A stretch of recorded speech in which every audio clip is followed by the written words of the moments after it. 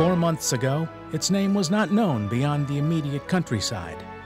Then came the march of the Army officers for a place for the establishment of the first school of aviation for purposes of war in the world's history by any government. From that moment, to all the countries of the earth went the name of College Park.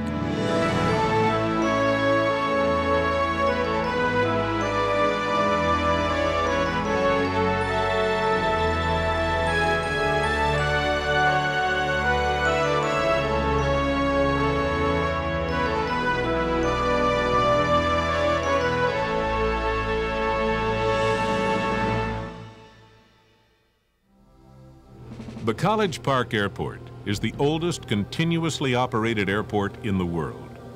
It is often called the cradle of American aviation and the field of firsts because of its unique role in aviation history.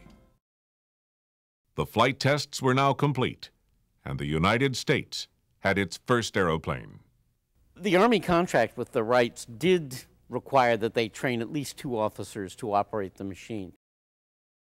A larger flying site was chosen at College Park, Maryland, and the plane and launching rig were hauled from Fort Myer. March 1911, the month in which General Arnold and myself were ordered to Dayton to learn to fly with the Wright brothers.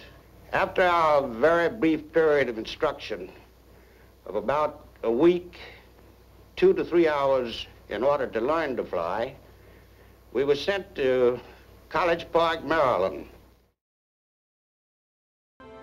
In his book, Airmail, Jennies to Jets, Lipsner writes, "At College Park on the morning of August 12th, we had a small ceremony during which Mrs. Lipsner presented to Max Miller the flag which I had received from the Standard Company. He was to carry it with him on his flight as a good luck omen. This same flag was carried on all our trailblazing flights." The proving ground, the foundation for commercial aviation, was literally laid for us as a country and as a people out of the College Park Airport. So many of our great aviation companies that we know today began as these young, fledgling airmail contractors that were also willing to take on passengers. After months of experimental flight tests, Bureau pilot Marshall S. Boggs and James L. Kinney, check pilot, made the first blind landing ever at the College Park Airport, using a complete system that integrated instruments on the ground with those in their aircraft. The instrument landing systems used throughout the world today can trace their origin to the work at the College Park Airport.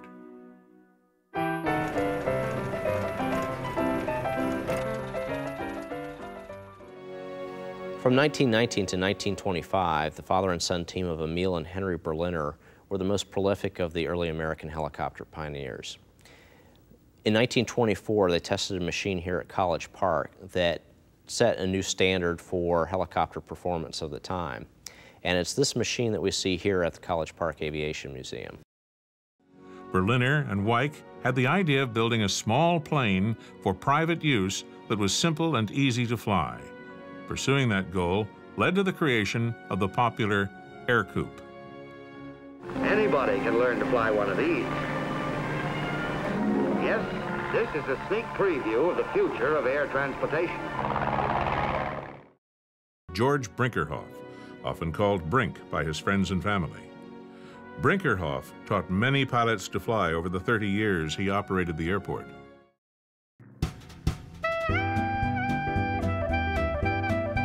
One of the most popular annual events that Brinkerhoff hosted were the Langley Day Air Meets, sponsored by the Washington Air Derby Association. Unfortunately, for security reasons at the outset of World War II, all flying activities within 150 miles of Washington, D.C. were prohibited. Because of the threat that pilots would lose a place to keep their airplanes, and the public's growing knowledge of the airport's rich history, interested citizens began to unite in the effort to save the College Park Airport and to establish an aviation museum there. There was some doubt in our minds whether we would get the support of the community, because there are people in the community opposing the idea of continuing the airport. the county recognition or accepting the property as a historical landmark was the turning point. That was the place where we knew we had won the battle. It wasn't going to go away. Children and children at heart could once again look up in amazement and marvel at the incredible ability of pilot and plane while walking the same ground as the Wright brothers and other aviation pioneers.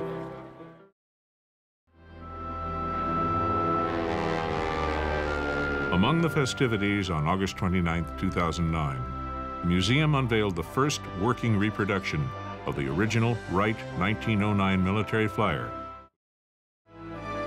a field where the Army's belief in the future of powered flight laid the foundation for what would later become the United States Air Force, a field that nurtured many early American aviation firsts, all here at this field of firsts, the College Park Airport.